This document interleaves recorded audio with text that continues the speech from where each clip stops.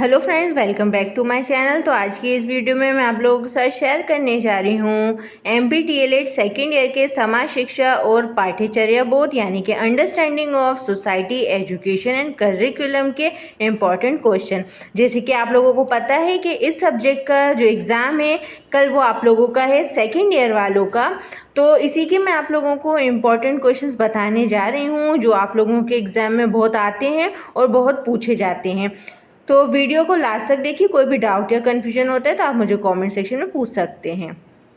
तो यहाँ पर सबसे पहले हम देखेंगे एक वाक्य में उत्तर लिखिए। तो एक वाक्य में उत्तर लिखिए। आप लोगों का सबसे ज़्यादा जो क्वेश्चन आते हैं वो हैं शिक्षा का शाब्दिक अर्थ लिखित, समानता से क्या आशय है, माध्यमिक शिक्षा पुनर्गठन समिति के अध्यक्ष कौन थे, समाजवाद की परिभाषा लिखिए, आकलन का मुख्य उद्देश्य क्या है। तो ये आपको मैंने हिंदी में बताए हैं। अब मैं आप लोगों को बताऊंगी ये जो एक वाक्य में उत्तर है ये मैं अब आप लोगों को बताऊंगी कि इंग्लिश मीडियम के लिए। यहाँ पर मैं दोनों मीडियम के लिए दे रही हूँ, इंग्लिश मीडियम के लिए भी और हिंदी मीडियम के लिए भी, ताकि किसी को भी कोई डाउट ना हो और कोई भी प्रॉब्लम ना हो। तो चलिए देखते हैं अब हम इंग्लिश मीडियम के लिए क्वेश्चन आंसर। तो हमारा फर्स्ट क्वेश्चन है right word meaning of education. What do you mean by equality? Who was the chairman of Higher Secondary Education Reconstruction Committee?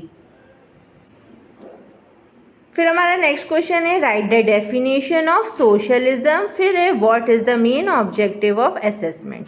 इसके बाद आते हैं हम अपने नेक्स्ट क्वेश्चन। तो हमारा नेक्स्ट क्वेश्चन है जॉन डीवी के अनुसार शिक्षण विधियों के नाम लिखिए। Write names of teaching methods according to John Dewey. फिर 5 नंबर का क्वेश्चन है हमारा मॉन्टेसरी के शैक्षिक सिद्धांत लिखिए।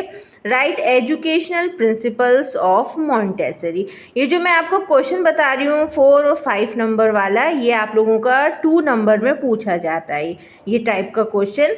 मतलब आप लोगों को इसके लिए 2 to 4 लाइन्स लिखना होगी, इससे ज़्यादा हम लोगों को इसमें नहीं लिखना है। अगर आपको 2 नंबर का क्वेश्चन आता है तो आपको 2 या 4 लाइन से ज़्यादा वहाँ पर नहीं लिखना है। अब आते हैं नेक्स्ट क्वेश्चन पे।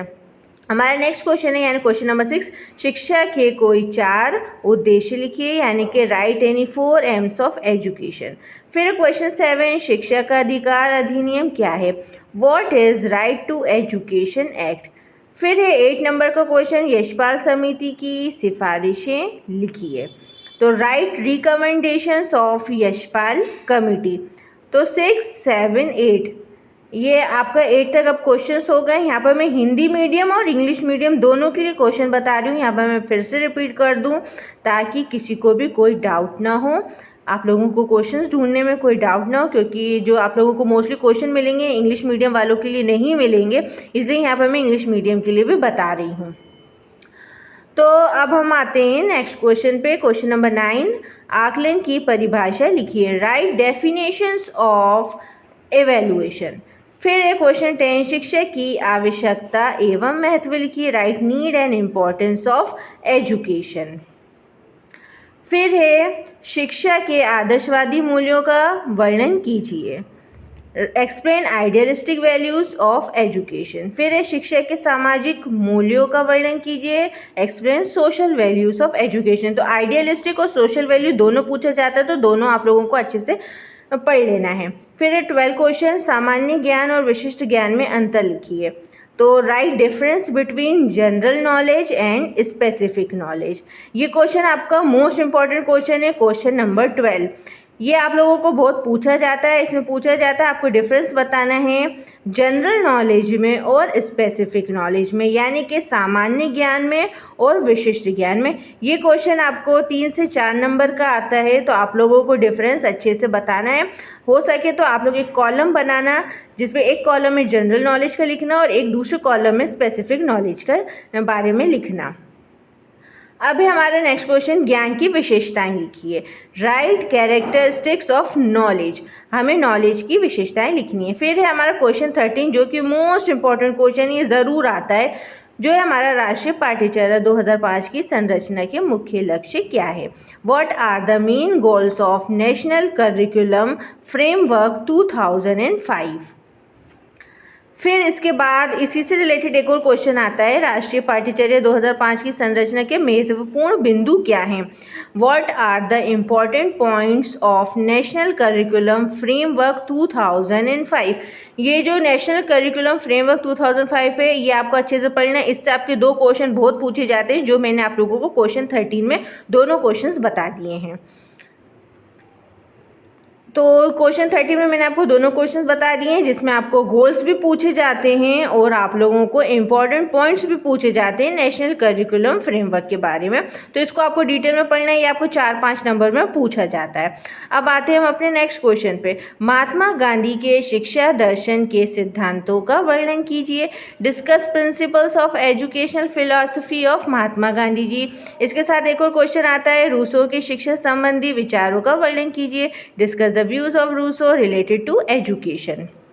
फिर है हमारा नेक्स्ट क्वेश्चन, शिक्षा के उद्देश्यों का वर्णन कीजिए। Discuss AIIMS of education.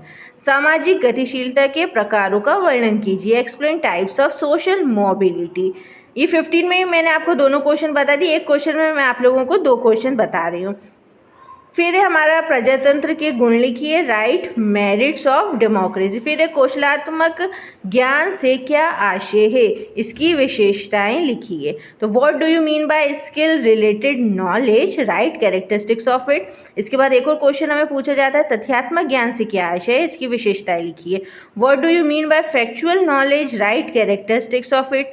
तो आप लोगों को दोनों की स्किल रिलेटेड नॉलेज और फैक्चुअल नॉलेज दोनों को पढ़ना है और उसकी कैरेक्टरिस्टिक्स भी पढ़नी है। फिर आता है हमारा 18 क्वेश्चन, शिक्षा के क्षेत्र में गीजूबाई बाधेका का योगदान वर्णन कीजिए। डिस्कस द कंट्रीब्यूशन ऑफ गीजूबाई Badheka in the field of education. ये जो क्वेश्चन नंबर 18 है, ये भी मोस्ट इंपॉर्टेंट क्वेश्चन है, ये आप लोगों का 6-7 नंबर में पूछा जाता है। फिर 19 क्वेश्चन, शिक्षा में गुणवत्ता के संकेतकों का वर्णन कीजिए। Discuss quality indicators in education. नागरिकों के मौलिक अधिकारों का वर्णन कीजिए। Discuss fundamental rights of citizen. 19 में ही मैंने आपको एक क्वेश्चन में 2-2 क्वेश्चन बता दिए हैं, क्योंकि दोनों क्वेश्चन एक दूसरे से रिलेटेड है और एक ही यूनिट्स के हैं। तो आप लोगों को दोनों क्वेश्चन अच्छे से पढ़ना है। फिर हमारा नेक्स्ट क्वेश्चन, क्वेश्चन नंबर 20, अपवंचना की अवधारणा का विस्तृत वर्णन कीजिए। Discuss the concept of marginalisation in detail. फिर है वंचित बालकों की समस्याओं का वर्णन कीजिए। Describe the problem of deprived children. तो ये हैं आप लोगों के इम्पॉर्टेंट क्वेश्चन। तो अगर आपको मेरी वीडियो अच्छी और इन्फॉर्मेटिव लगी हो तो वीडियो को लाइक कर दिए, अपने फ्रेंड्स और फैमिली के साथ इस वीडियो को शेयर कीजिए और आगे की अपडेट्स के लिए मेरे चैनल को सब्सक्राइब कर लिए और बेल बटन को क्लिक कर दिए, ताकि कोई भी न्यू वीडियो की नोटिफिकेशन आप तक पहुँच जाए सबसे पहले।